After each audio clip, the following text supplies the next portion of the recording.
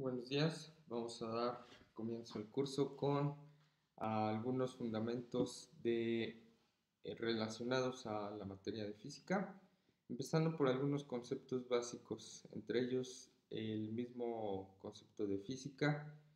En principio la palabra física viene del griego, significa lo relativo a la naturaleza, pero su definición en principio es la ciencia que estudia la materia, su movimiento y comportamiento a través del espacio y el tiempo, que estudia también sus entidades relativas como la energía y la fuerza.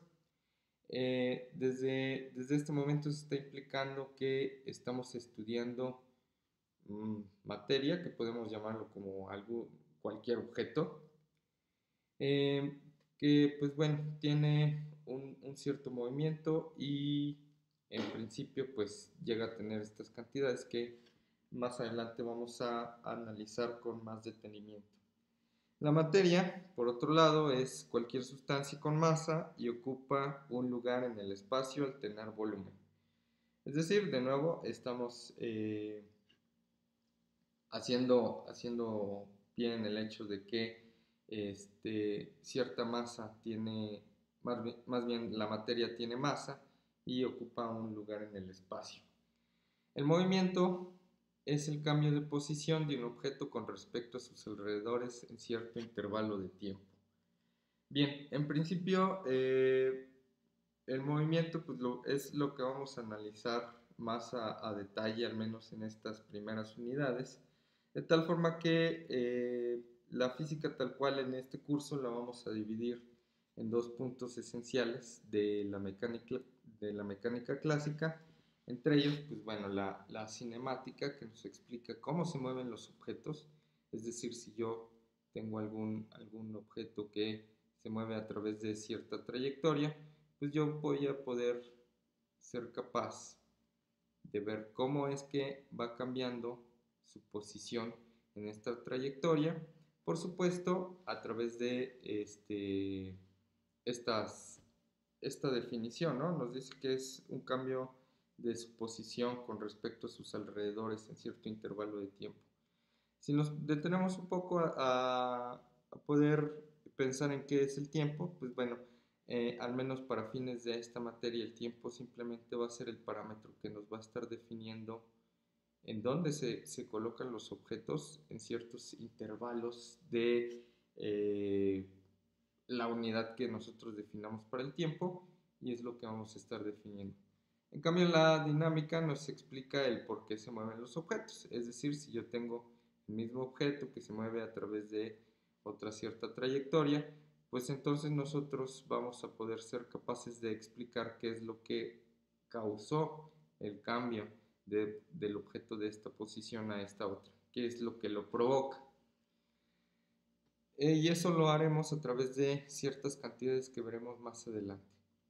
Bueno, entonces es importante establecer las unidades de medición, en este caso para el Sistema Internacional de Unidades, que son las unidades que más vamos a estar utilizando a lo largo del curso.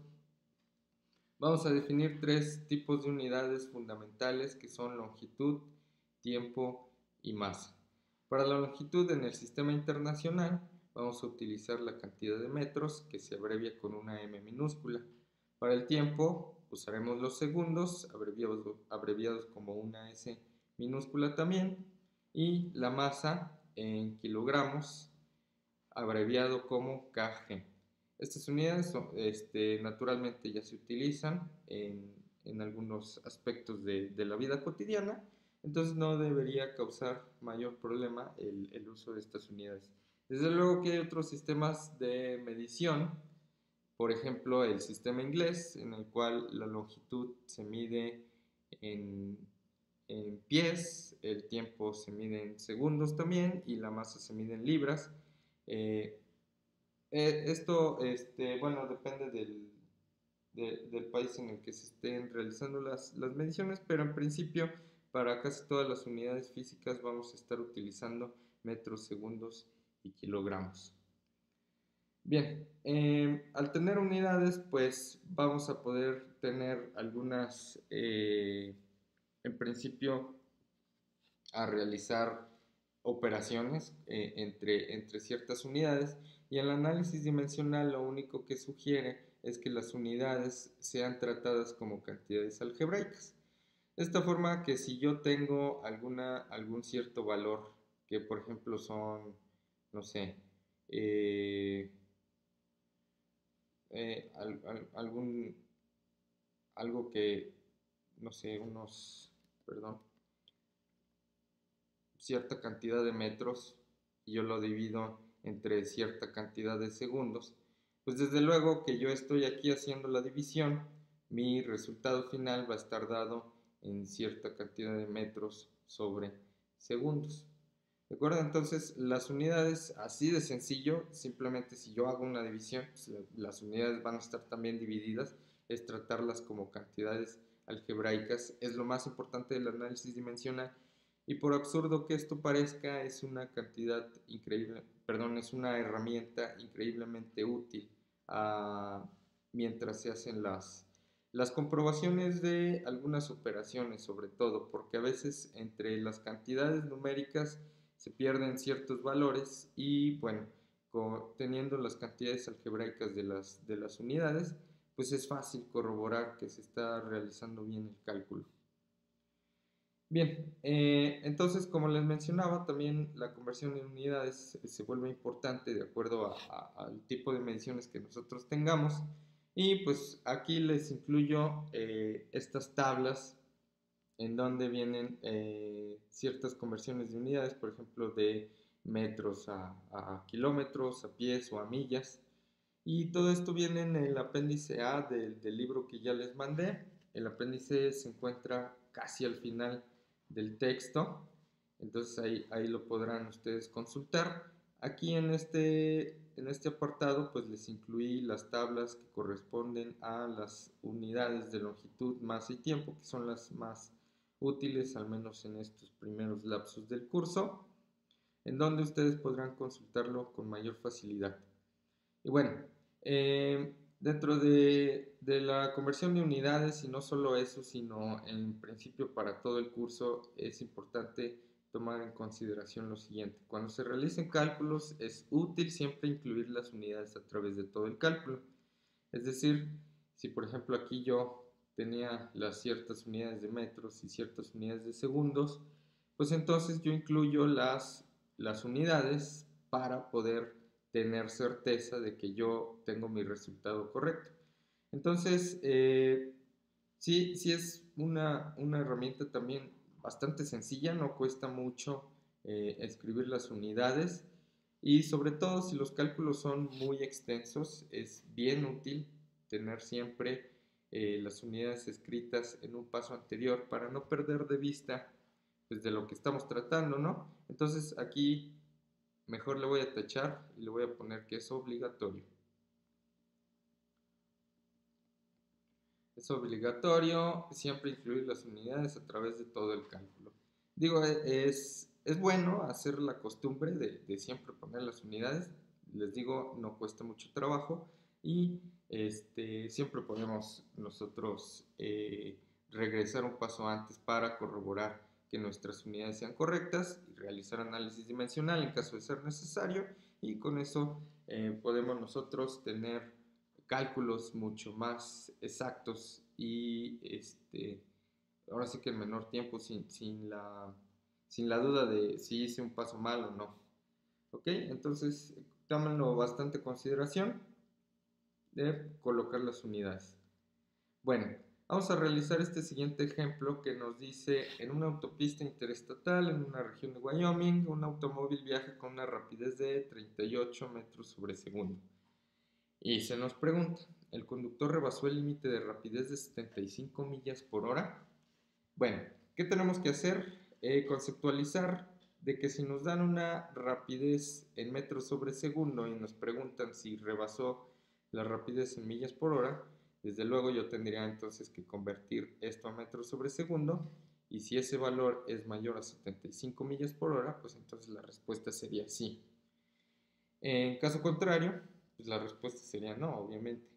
Entonces vamos a hacer la conversión de metros sobre segundo a millas por hora. Digo, también podría ser lo contrario, ¿no? Si 75 millas por hora yo la convierto a metros sobre segundo, tendría más o menos, más bien tendría una idea de la respuesta, ¿no?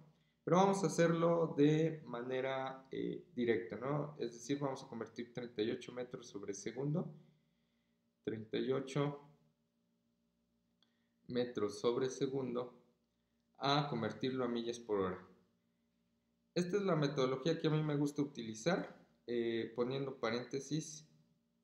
Digo, también se puede utilizar la famosa regla de 3.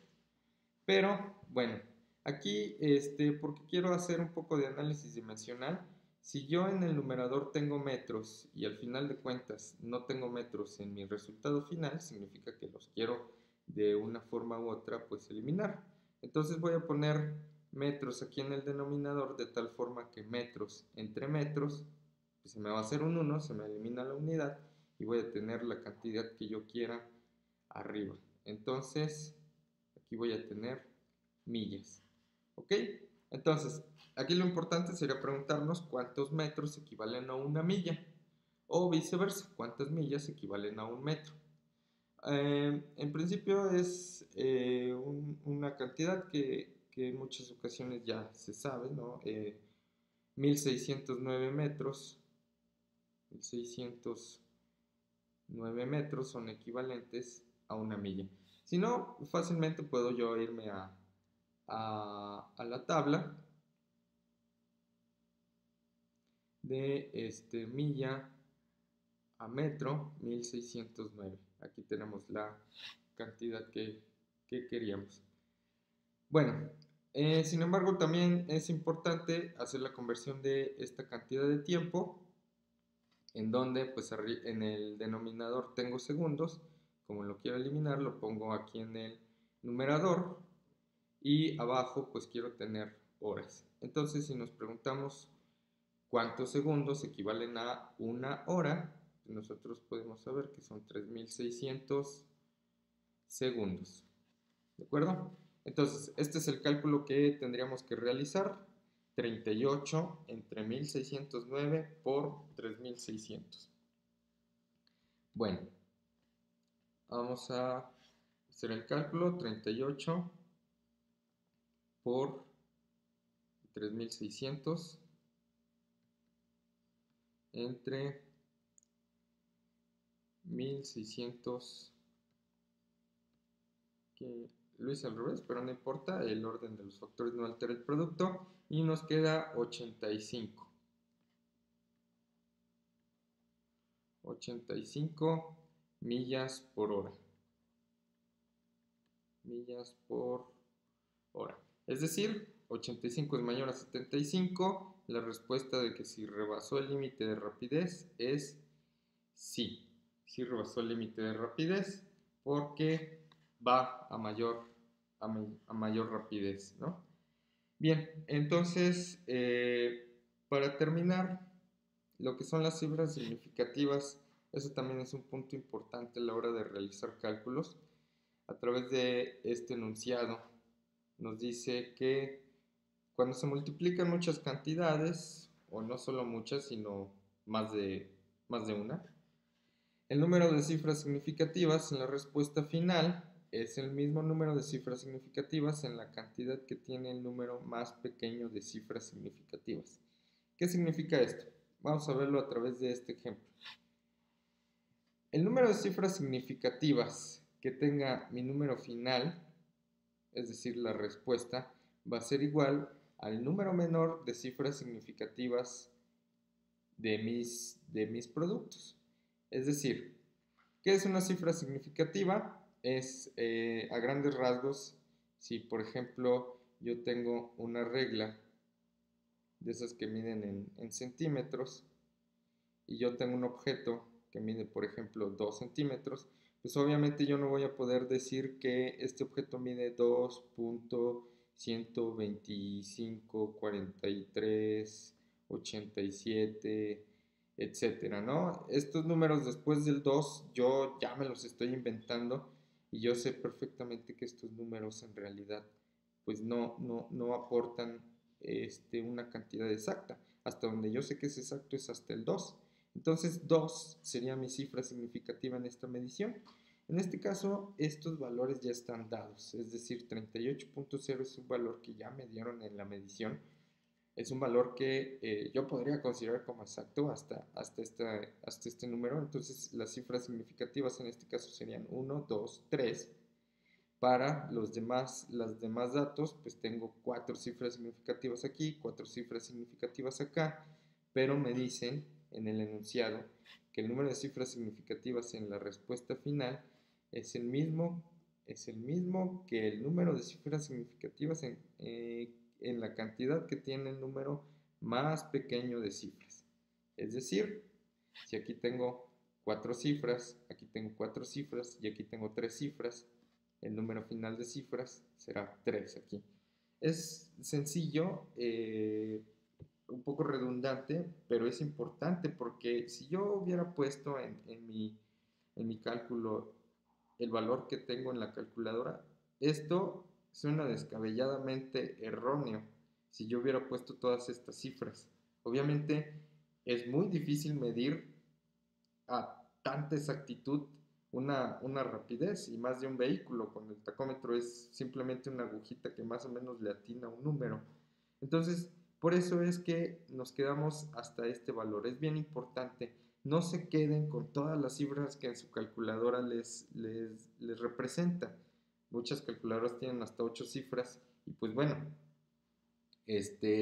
no significa que todo ese número sea el valor exacto de nuestro cálculo. ¿Ok? Entonces es importante también considerar el número de cifras significativas para poder tener exactitud en nuestros cálculos.